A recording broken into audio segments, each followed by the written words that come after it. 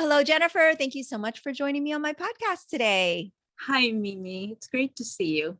Yes. And, a huge shout out to our mutual friend, Jen, of course, is the lovely, as Greg would say, better half to my dear friend, Greg Recca. So thank you for introducing us and setting this up. I've known Jennifer since we were 11.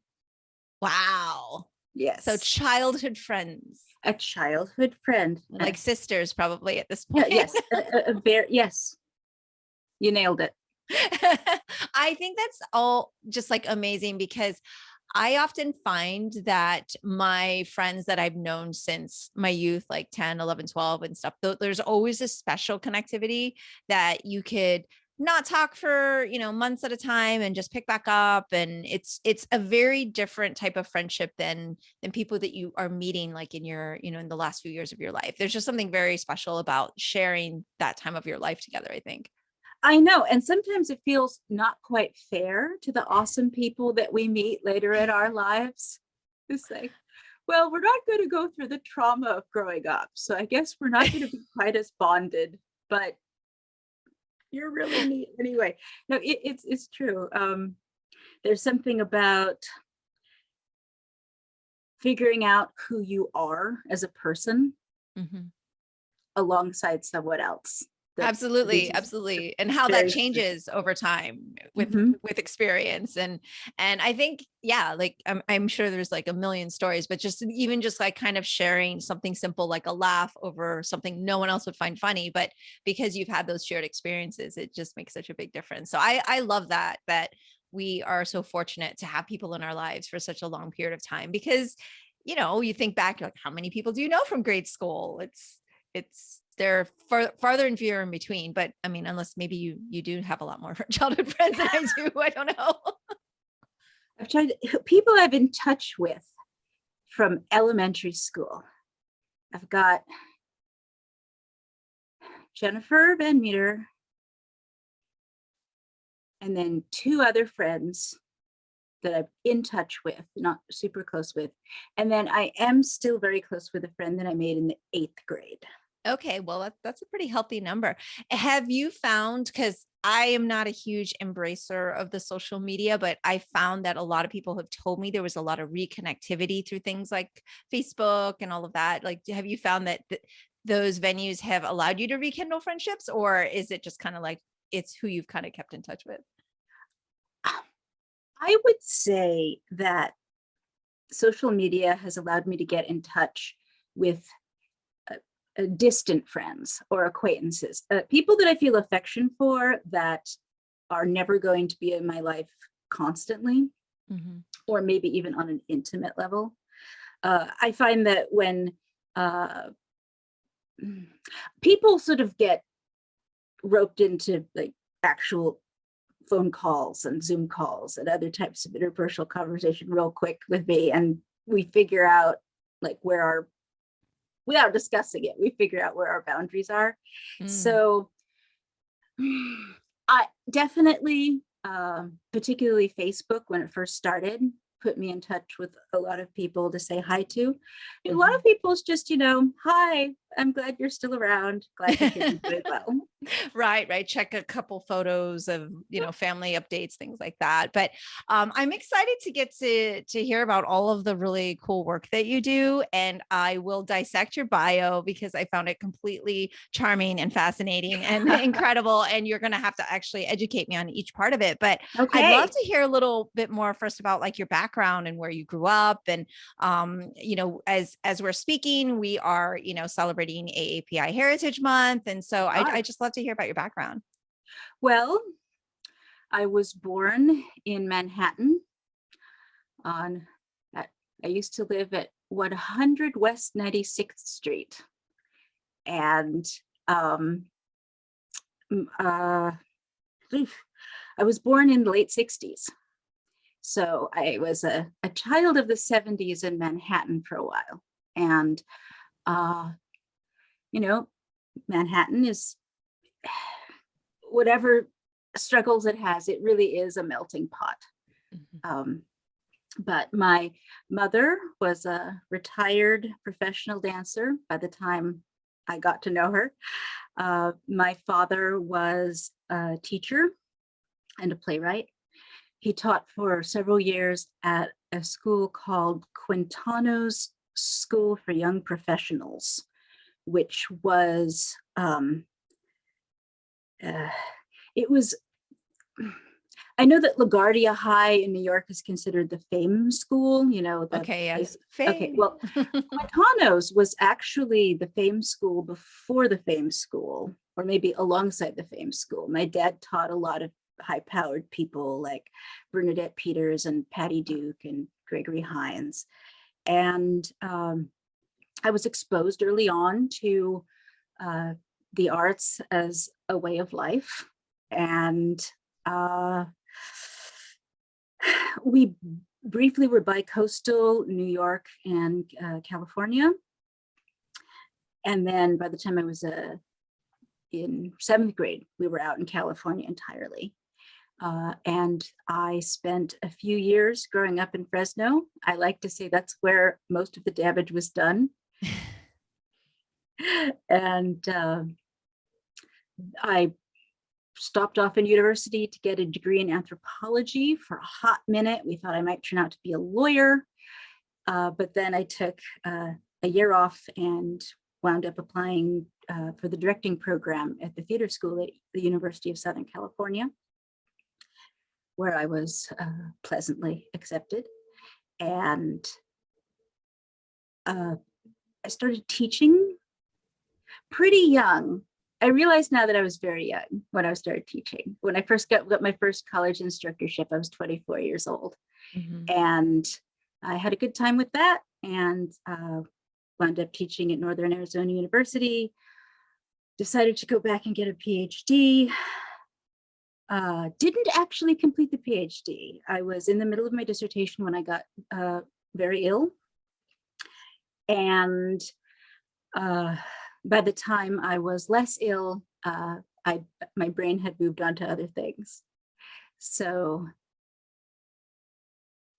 I think that should get us started. Yeah, absolutely. I'm going to rewind because love to hear a little bit more about Manhattan in the 70s. Just in general, I love New York City. It's one of my favorite places to visit. Being a big foodie, obviously, that's a huge place to be. But like you said, it is such a melting pot. And, you know, I grew up in Orlando, Florida, and not such a huge melting pot in the 80s. I consider myself, you know, more of a child of the 80s. And so I'm just kind of fascinated to kind of hear about that contrast. But what do you kind of recall? Like, what do you recall is like really stands out from, you know, from that childhood experience? I recall, I'm going to free associate here. The park is enormous. Central Park is enormous. And it was a part of every day. Mm-hmm. And my dad used to ride me, he had a bicycle seat on the back of his bicycle, and he would ride us through the park, and I had a choice between taking the high road or the low road through Central Park. And when I look at a map of Central Park now, it bugs me because I can't remember where exactly we were going. I remember the dogs. There are so many dogs in New York City in the 70s. And it was before the hygiene laws were in place. So it was a precursor to video games, getting through those sidewalks little. I remember that the theater district was in a really trashy part of town. Really trashy part of town. And I remember when I was with my mom, strangers would come up to us and say, "You look so much like your mom." And when I was with my dad, strangers would come up to us and say, "You look so much like your dad." And I never knew what that was about at the time, but I got a little older and I figured out that it was because I was obviously mixed race when I was with one of my parents.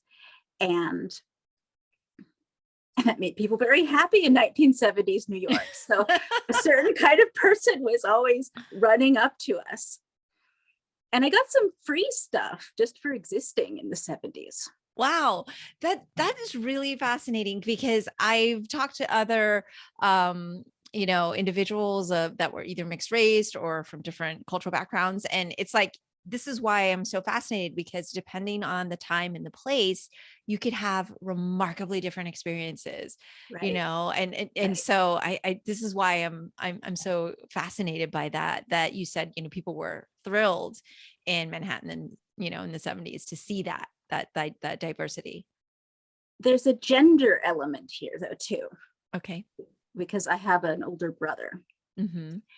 He had a harder time because he was a boy running around the streets of New York in the 70s. And we've talked about it, and people just weren't as friendly to him. They thought he might be trouble. Oh, I So, see. Yeah, it- there it is again, right, same time, same place, but different right. experiences. And where are each of your parents from? Were they born in the United States, or did they immigrate? Yes, as a matter of fact. My mother was born in Los Angeles, Mm-hmm. and my father was born in Iowa. Oh, and wow. they met in New York City. Ah, okay. Perfect. And who do you think you look more like? I am 52% my dad. And my brother is 52% my mom. It's pretty wild the way it turned out. And we're each 2 inches shorter than our same-sex parent. Interesting. It's very symmetrical, I guess It you could add is. it. It's a little bit, yeah, that's great. Genetics. Right. And so having kind of that mixed race household, like, did you uphold certain cultures from either side, or is there anything you could share in terms of like what that dynamic was like for you, or what it was like outside of the home even? Well, I think that when I was younger, when life was more unexamined, I didn't realize how blended the household was. Okay. But it was very blended. The decor was very blended. There was a lot of Asian art from various cultures. There was the food. My dad used to make these great pork chops. Okay. And he would marinate them in a combination of apple juice and soy sauce. And actually, I don't know how that sounds to you. They tasted delicious. It sounds sweet and vinegar. So, or like, yeah, sweet and salty. So yeah, that makes sense to me. So there was always, and there was always kimchi around. Okay. My mom didn't make it, but she bought it. Okay. And I think culturally, in terms of expectation, Mm-hmm. there was something very Asian in the household. I remember being little and asking my parents, will I get married when I grow up? And they said, if you want to. And I said, will I go to college when I grow up? And they said, yes. There it is. And that's all Asian Americans right now are nodding their head. Okay. So there's my, you got your typical Asian American. Yes, you're definitely going to college thing. And so something for me is like, I look very, very Chinese. I took the 23andMe and I'm 99% Chinese. So like, it's very clear, but it's interesting that I don't know that I ever identified as like, I'm Asian American growing up, and like I had embraced that persona of who I am and culturally, even though I do Kung Fu and all these things. And so it's something like kind of much later in life for me. And I'm always curious, especially that you have these two different worlds and these dynamics. Did you identify with one over the other, or did you feel very Asian because you were expected to go to college? Or, I mean, how did that come about for you? Well, my dad's side are school people too. I mean, I actually have a Mhm. great aunt who got a PhD in anthropology. So I think that the school thing, I think that was from both sides. But Yeah. there's undercurrent of tension about the whole growing up and going to college thing. And that's what I think was very Asian, having compared notes with people. Yeah. And now you gravitated towards the arts. I did. And do you feel like that was greatly, of course, influenced from your father? And did you, because you're in Manhattan, did you get to have a lot of exposure to different art programs? Did you go to the school where he taught and everything? I didn't. It was a high school, and we moved before I was in high school. I went to the School of Ethical Culture, which is right off Central Park. And I mean, it was a great learning environment, but most of my arts exposure did come from my parents. My parents were always taking me to see this show or that show. And some of my earliest memories are of my mother saying, "Daddy's going to work on his play." Mm. And when I was 3 or 4, I remember puzzling over that because I didn't actually know what that meant. I did not know, but there were always lots of plays on the bookshelves. I'm certain that, you know, getting bored and looking for something to read and wandering into Eugene O'Neill or Arthur Miller had a tremendous effect on me. But I like the sciences. My dad was, my dad had wide-ranging intellectual interests. He used to read to me at night, but instead of reading stories from the time I was about 6, he would read to me out of Science News, the scientific discovery newsletter.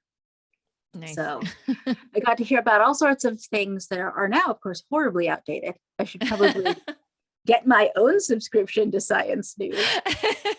That's the thing about science, is that it continuously changes and we have to keep up with it, and education in general, right? And it sounds like you know, speaking of education, where even though your parents said, yes, you're going to college, it sounds like you felt that that was what you wanted as well, and just kind of gravitated towards constantly like higher education and learning. It doesn't sound like it was like a huge push. It was, I was fundamentally lazy in some ways, and school was very easy most of the time. Mm. My dad tried to teach me to catch a softball one memorable day, and that was harder. I didn't like that at all. You're like, can we go back to science? Yes. That's how I was for a long time.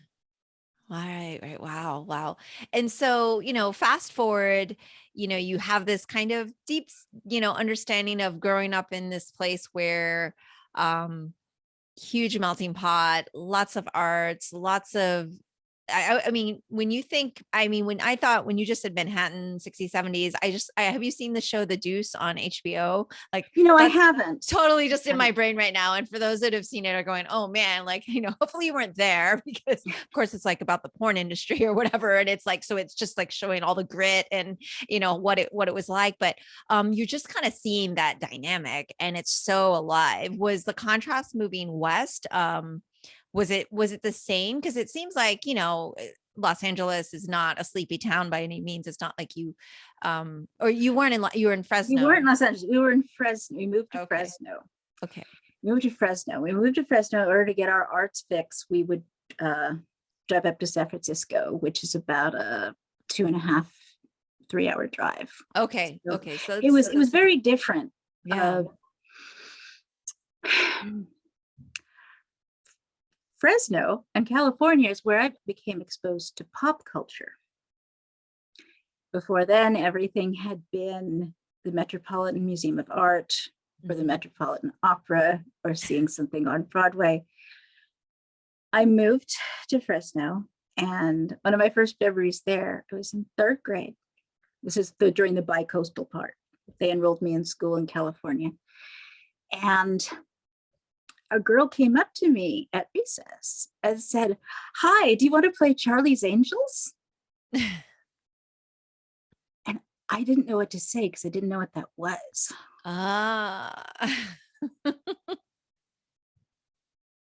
Fun. What I actually kind of found fascinating about that is like a lot of people listening now are imagining the reboot of Charlie's Angels, where, of course, you know, like Lucy Liu is in it or something like that. And then there's another reboot after that where it's super diverse. But that original one, I heard that statement and I'm like, I would never have been asked to be a Charlie's Angel. I was surprised when I found out. Yeah. Of course, I went and I found out what it was. And there were Yeah. no people who looked like me or you on that show. Yeah. Were there a lot of other mixed race kids in your school or Asian Americans where you were at in Fresno? I'm not as familiar with the area. It is a very, I think it's a minority majority community and has been for a long time. I don't think there were a lot of mixed race people. Okay. Overwhelmingly, it's a combination of Caucasian people and some sort of Mexican or other Central or South American families. Did you feel very comfortable there?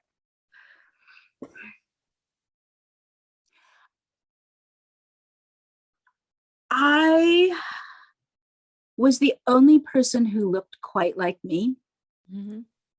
And that was brought up a lot,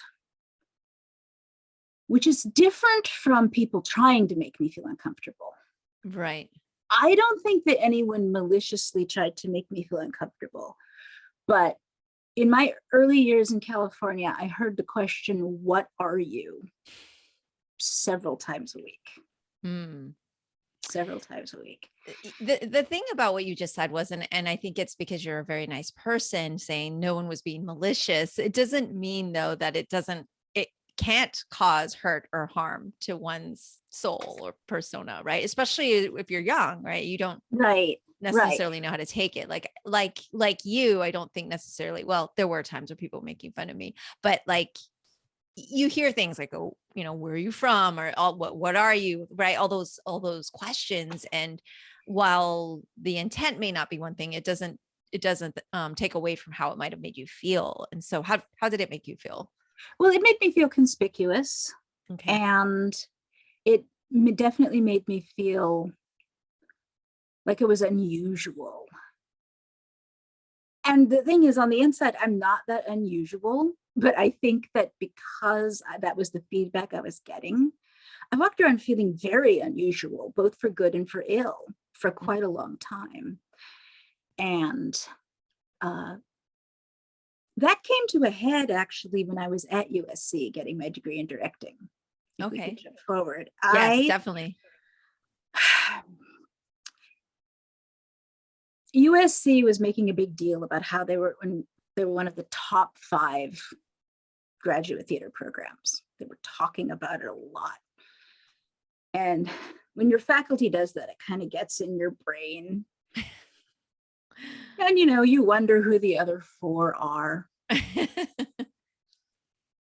But I had just gotten there, 2-year program, and they assigned me as an assistant director to an established director. It was a play written by a Japanese woman who's directed by a white faculty member. And they cast entirely white cast in this play about Japanese people. And then they put me on it as AD because they figured that I would know what was happening with the play because I was Asian. And that was hard. Partly because at that point, it was like 1991. I didn't quite have the vocabulary to challenge it. And I'm not sure as a brand new graduate student, I would have challenged it anyway. They gave me the assignment and I did it. And it was a bunch of very nice people in the play. But a very bunch of miscast nice people. Well, I wonder, you know, I could use social media for that. I could probably go to them now and say, has it occurred to you that back in the day, right. I was walking around one day on campus as suddenly, and I don't know if this is true, mind you, I just had the thought, I thought, I must be the only half Asian master's directing student in a top 5 program this year. I've got to be it. I'm the only one here. The people I know at other schools, I don't know anyone else who's half Asian who's doing this. And it was a rough moment. I went to the student counseling center immediately and I said, I could stand to talk to someone. And I don't know what the look on my face was like, but they didn't make an appointment for me. They escorted me back to talk to someone immediately. Yeah. So I really think that was the culmination of a childhood and early adulthood feeling very separate from other people. Yeah, I can see that. And just for clarity for our audience, also, you're also not of Japanese descent, correct? I am not. I am half Korean. Right. Which is its own thing, but you kind of fit the closest bill. So at least, but that's yet another, like, we could keep going, right? And how inaccurate can I do one more? they were. Can I do one more? Of course. Because it's not just, it's not just USC. I was at UC Berkeley. Okay. Getting my degree in anthropology.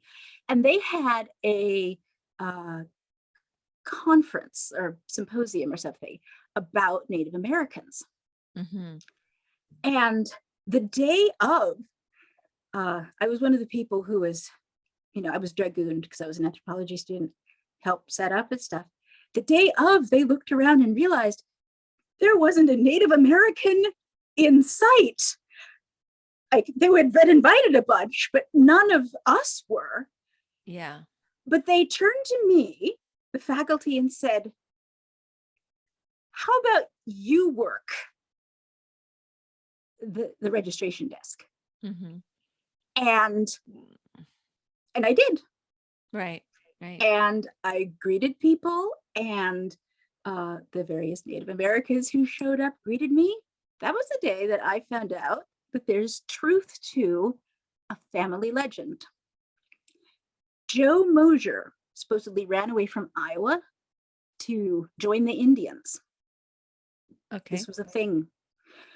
I had a symposium visitor come up and look at my name tag and say, Mosier. Mosier's a Hopi name. Really? Yeah. So I think he made it. I think Joe got out there to the West. Wow.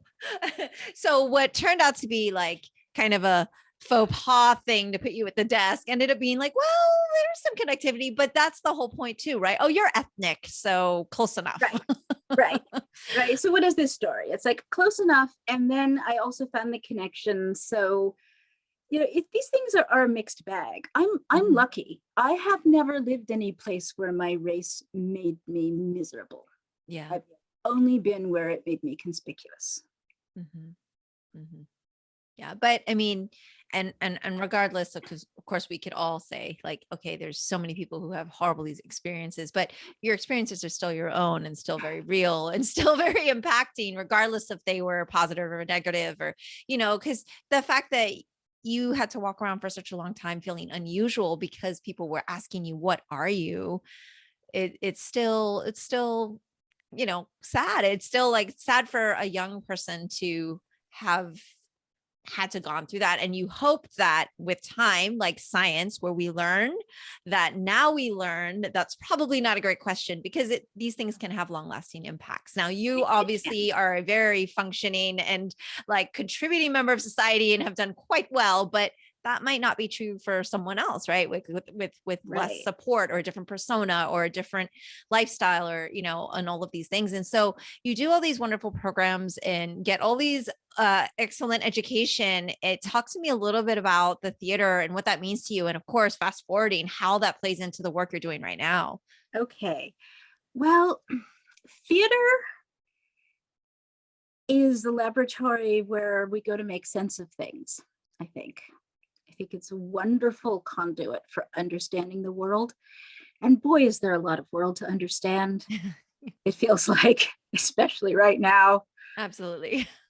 I am currently president of a not-for-profit called Synecdoche Works.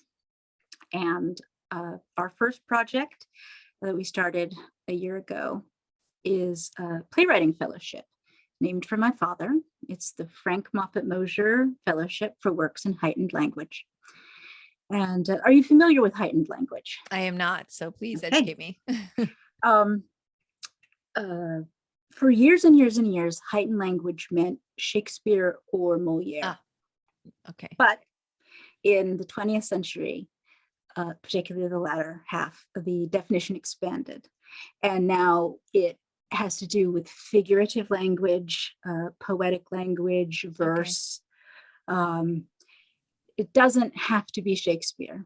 It could be. Shakespeare's still heightened language, but what we're looking for in plays is that voice, a playwright's voice and ear for language that makes a play interesting to listen to as well as watch.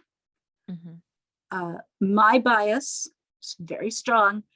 I do not like it when I see television scripts on stage. And I say that knowing that there have been a couple heightened language shows on television in the last 15 years or so, but most of it is not heightened language. And if I go to see a show and there's a television script on stage, my question is, why is there a television script on my stage? This doesn't make any sense.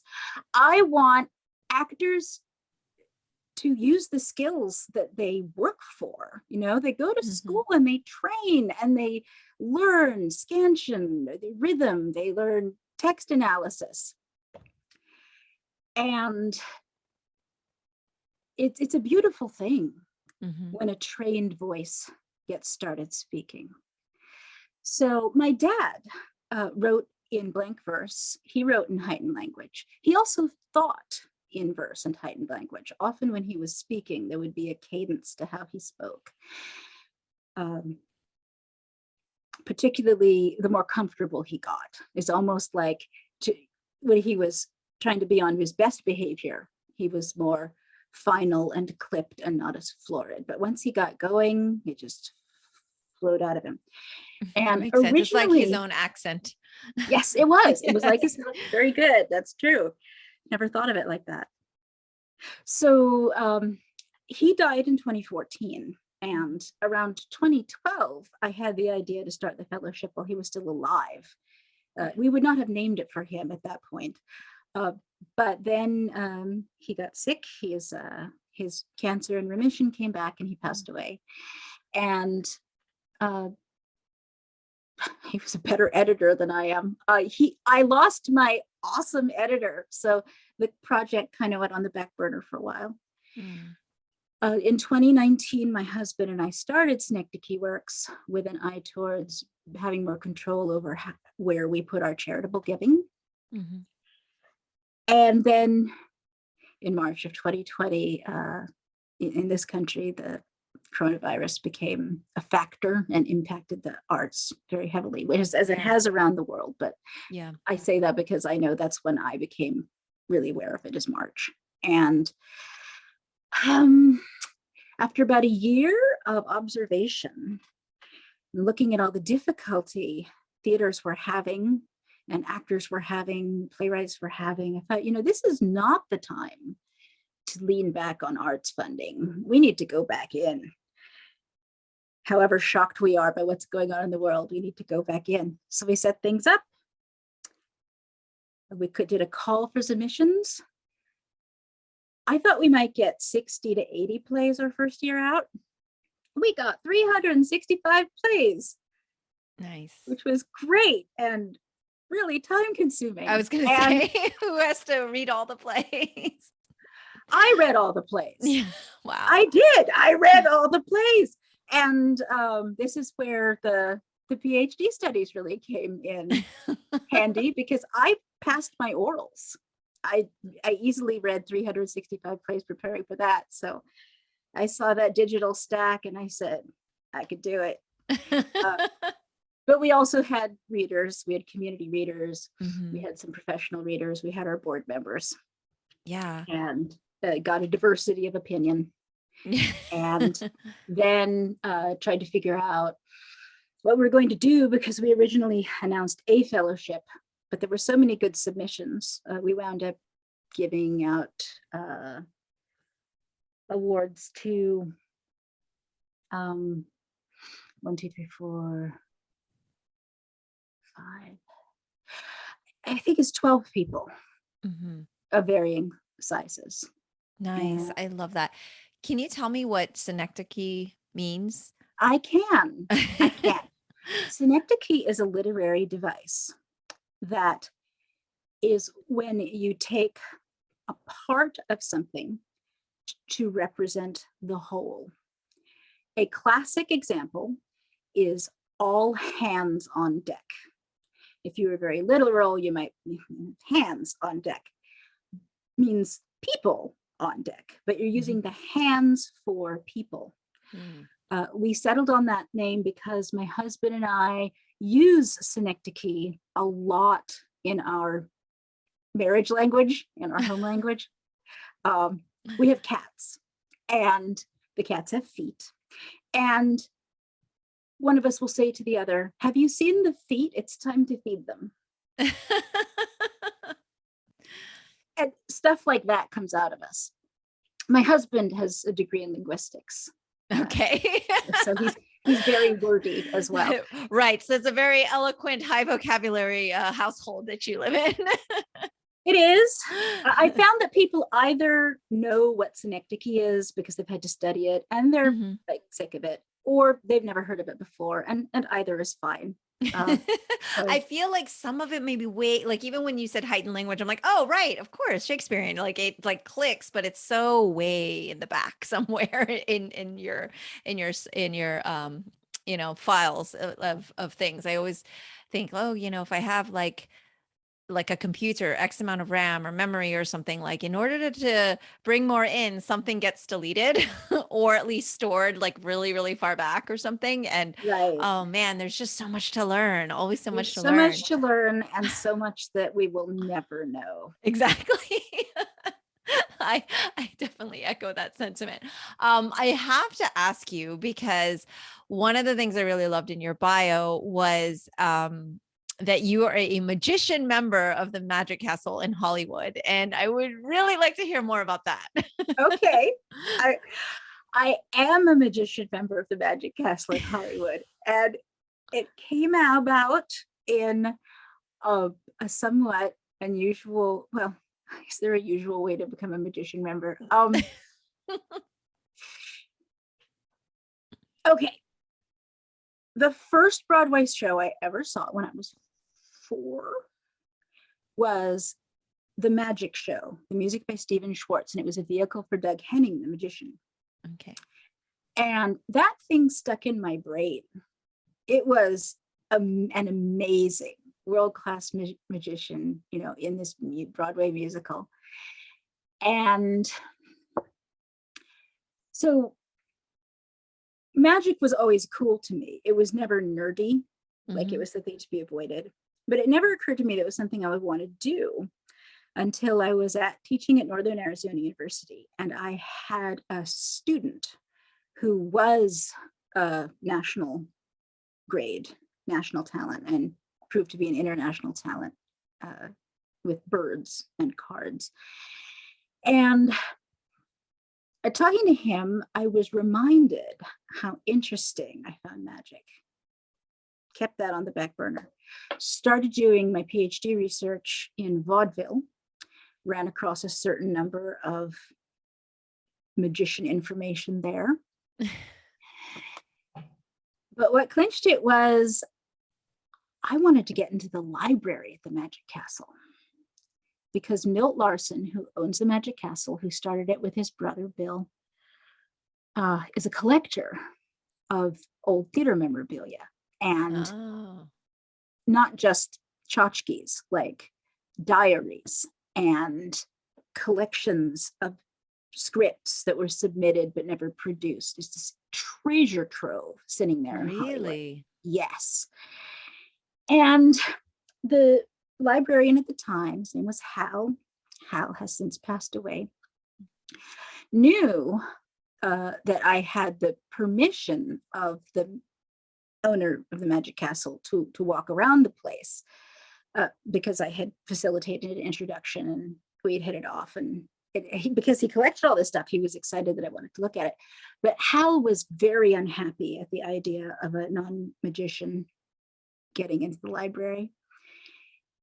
So I thought, well, I know how to be in front of people. I think I remember how to do that. I'm going to get it together. I count several magicians among my friends. I'm going to work up a little act and I'm going to attend the auditions. Now, there are two types of auditions at the Magic Castle, and okay. I went to the ones for amateurs where you're asking to be a member of the club. Mm-hmm. I would never presume to audition as one of the performers on their main stage or in their close-up room. Okay. Like if someone had if there was a big traffic jam and someone's assistant couldn't make it, I have enough knowledge that could probably help out there. But actually being the magician on something like that, I do not have. Yes. Okay. But no, I put on my cocktail dress and I got my ropes and my sponges and my rings and my cards, and I went and I auditioned and they let me in. And then I went directly to the library. I love it. I love it. So you had to get the access. And was the library all you imagined it to be? It was more. There are 100. Is that an exaggeration? There are 50 PhDs waiting in that library. Wow. If people can get in there. Wow. I love that. I would never have guessed. I'm like, okay, I need to ask you about this whole magician member of the Magic Castle and why. But and this just like kind of goes back to that love for theater. You're willing to like go through these lenses to gain more knowledge, and your just love for learning. And that kind of, to me, like as a teacher of sorts, like as a Kung Fu teacher, I know that as a teacher, I feel like I'm always a student, right? So I'm always learning, and that's kind of like our philosophy. But is that something like that kind of you feel, even though you're the director and you're running this nonprofit and you're kind of the one that's doing everything, but like, it feels like you're always kind of wanting to go back to like just getting all the knowledge and like just kind of gathering everything together? It's true. I am a lifelong learner. I'm always the better off for it. Right now, I'm studying voice. I'm studying musical theater voice with an opera singer. Oh, yes. He's lovely and very tolerant. And that's the kind of work that I didn't have patience for when I was little or younger. The whole thing where you lift your soft palate just an extra millimeter to get a different sound, that would not have been interesting to me when I was younger. So now, for whatever reason it is. And I recently started training to doing a kickboxing workout. It's a pandemic hobby because none of us could go to the gym. I found a guy who would train me outside. Mm-hmm. He's a 7th degree Japanese karate black belt, and he teaches me and my friend Elizabeth kickboxing. I brought my own sparring partner. Nice. And we actually haven't full out had to hit each other yet. Okay. I think we're working towards that.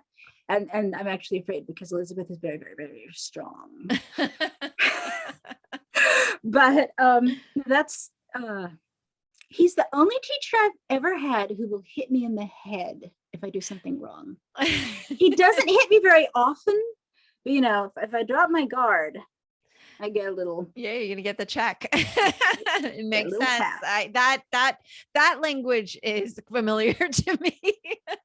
Well, it's wonderfully effective. It is. It's quite a shortcut. It doesn't hurt, but right. It is unusual enough to make an impression. You don't want it to happen again. No. Yeah, that's generally the idea. I mean, if you have a good teacher, they're not actually trying to hurt you. They are just trying to make sure that you're learning. So that's a very good thing.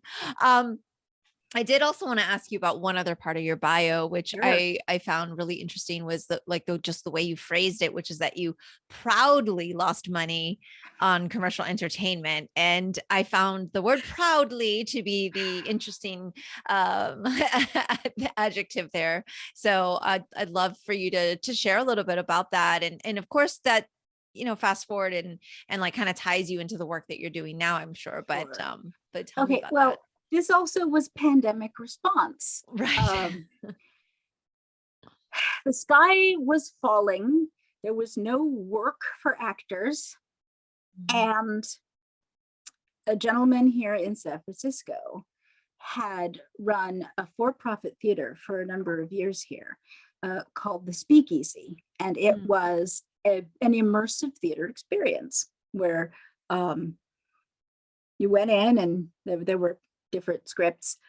It was not high art, but it was a rollicking good time, and they had a liquor license, and it employed people who perhaps don't have a lot of other skills. So he got in touch and said, I'm going to do the same thing in London.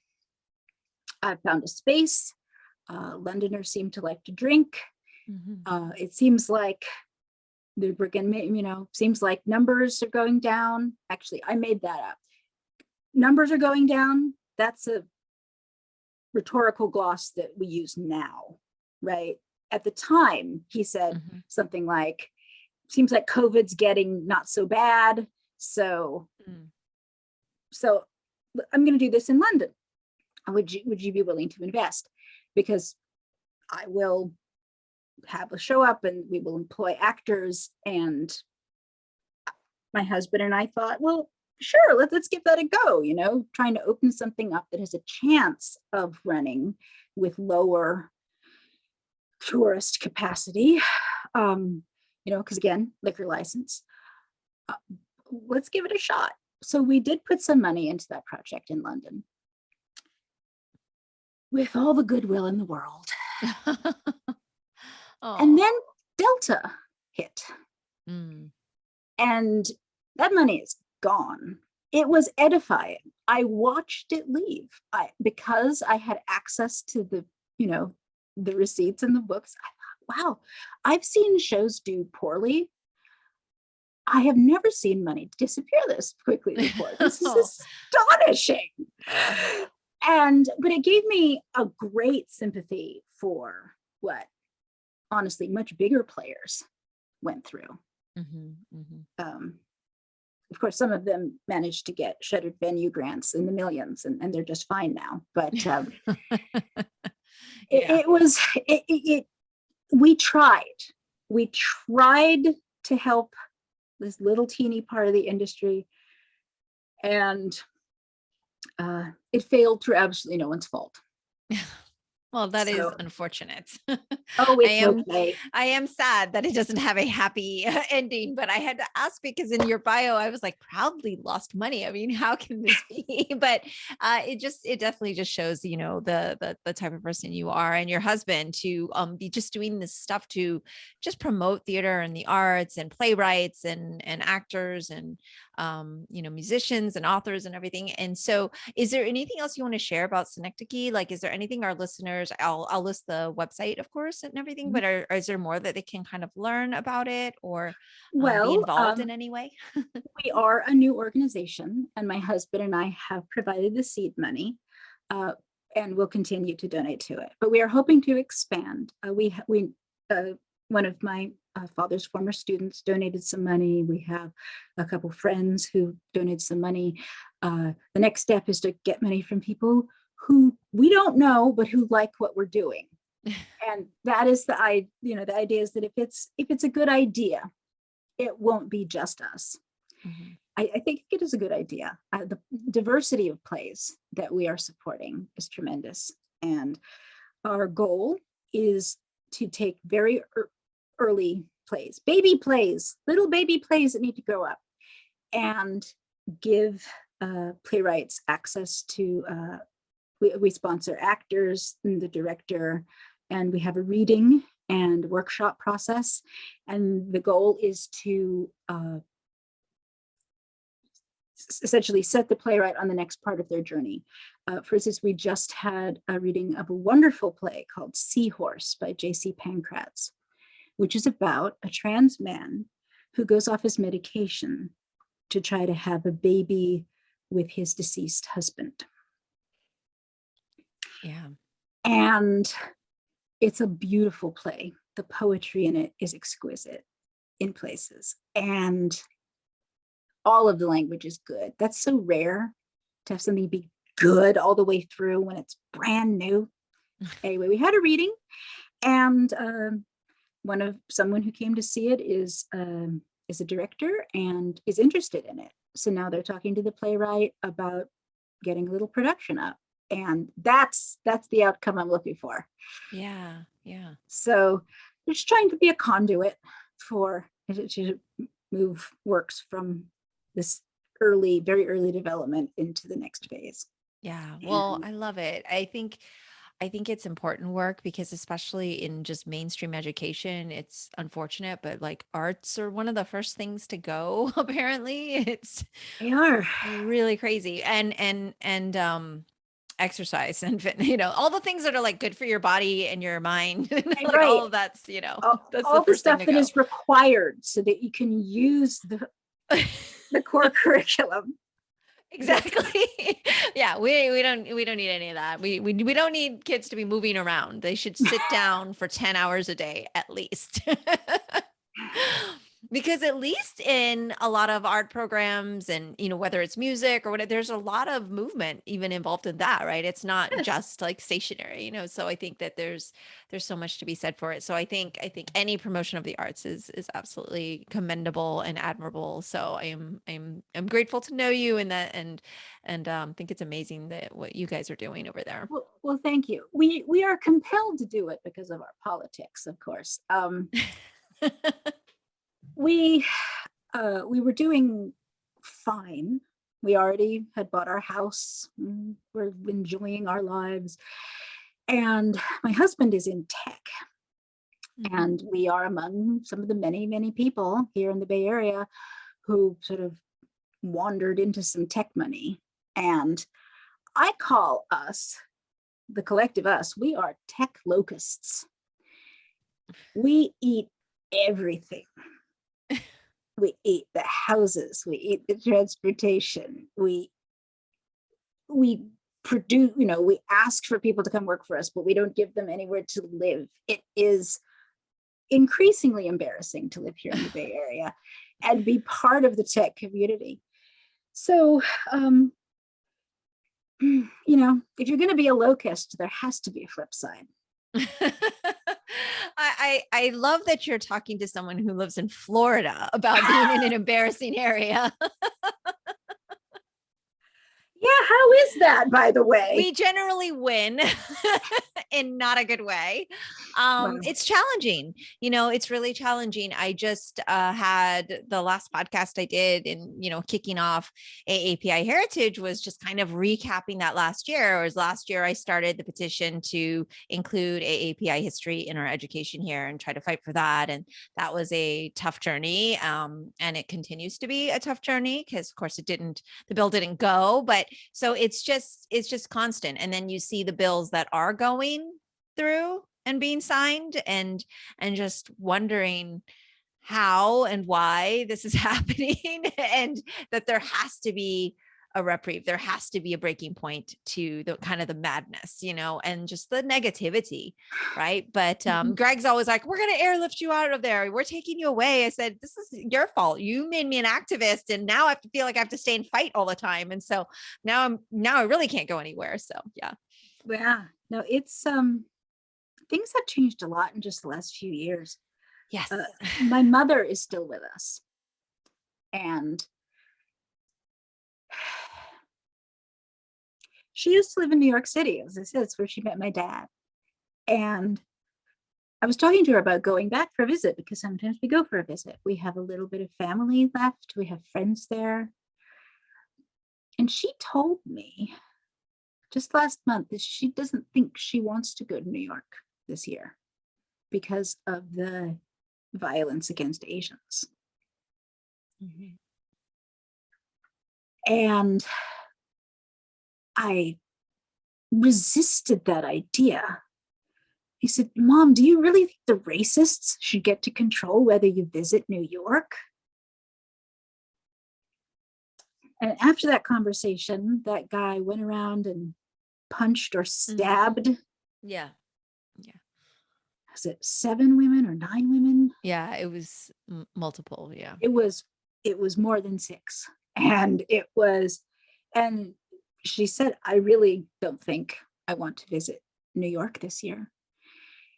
And I said, well, maybe we can arrange, you can have a transportation, and we can probably find some big actors in between jobs who would love to escort you places. Just tell her I will escort her places, because I went around New York waiting for one of these guys to come up because I was ready, and nothing. Okay. I was just like, well, maybe I'll put on it's something that looks really submissive. I'm like, it's just a quiet Asian lady walking around Chinatown. You need to do no makeup. I wasn't in character. Like a headscarf. Right. I wasn't in character. I should have called to consult with you. Like, okay, how can you look vulnerable? Yes. And incapable of protecting yourself. Yes. And I definitely don't mean to to make this a laughing matter in any means, because I was pretty angry though, laugh, right? Or you will cry, because I'm telling you a story about a woman who lived unmolested in New York City from the early 60s into the late 70s. And has been there every year or every other year since then. And this year says she can't go. Yeah. So we have to laugh where we can. I know. But I literally did, because last October we went, and I told my husband, okay, because he had some fitness certification. I'm like, you go, I'm going to walk around Chinatown. And all my friends are like, you're crazy. I'm like, I'm not crazy. I am waiting, and I am ready. But did you take the subway? Yeah, I think did we get on the subway for that trip? We may have taken the subway once on the trip, but I think I was mostly walking. I think you need to go into the subway. I need to go to the subway. You need to have both hands bags. Yeah, like just ultimate vulnerability. But in any case, it's horrifying. It's absolutely not okay. And especially the fact that elderly Asian women, but so many women have been telling me what it makes them feel every time they see this, and knowing that it could be them, and having just that fear, like you said, that these people should not dictate where you get to go on vacation or where you get to go to visit. Absolutely not. But this is the reality of what we're living with today. And I think a lot of people don't realize that, how impacting it is. And I pitched my ideas for how to make it safer. And I realized from talking to her that a lot of what she loves about New York is her independence. She loves how fast she can get around on the subway. Mm-hmm. I think she likes, she used to perform on Broadway. I think she likes, being in Manhattan and remembering being younger. Yeah, the nostalgia. And if she has, a black car driver with her, or if I hire her security, or if I get a couple of chorus boys who are willing to flank her, it's not the same experience. Right. She wants her life. She wants the life that she has had until now, and it's not available to her. So I am not going to pressure her to go. I probably will go later this year, and I will invite her, but I know that because there's always another story of an Asian person being attacked these days, she may just elect to stay home. And that is so sad and unfortunate. And, my heart goes out to her and to you, right? Because this is something that you normally do together. And, for those listening, like, this is the reality that so many other people are facing. And I think it's important to kind of,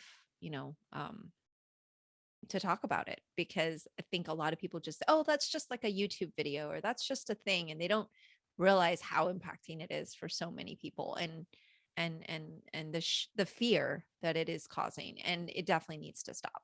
So yeah. This has been such a pleasure to get to know you and talk to you. I feel like we're ending on a very somber and dark note. It is a somber note. It's a very somber and dark note, but well, okay. I will say this. Okay. It's not a slightly other somber topic, but I think that we're trying to get a reading of a play together to benefit Ukraine. Okay.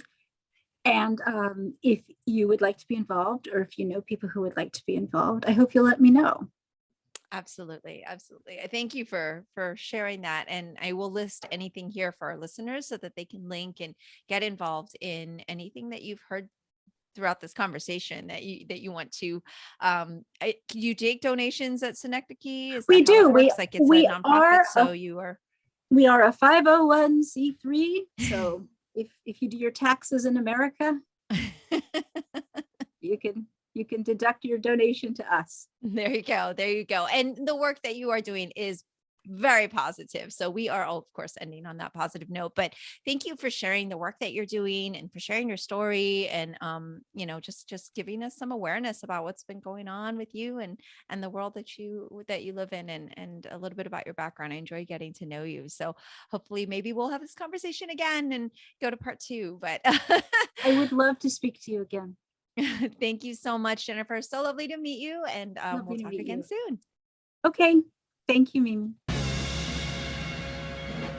That's all for today's episode. Thanks for listening to the Sifu Mimi Chan Show. Please subscribe and rate my podcast on your platform of choice and leave a review. You can become a patron of the show at patreon.com/SifuMimiChan to help keep this podcast going. Follow me and interact on social media at Sifu Mimi Chan on Instagram, Twitter, or Facebook.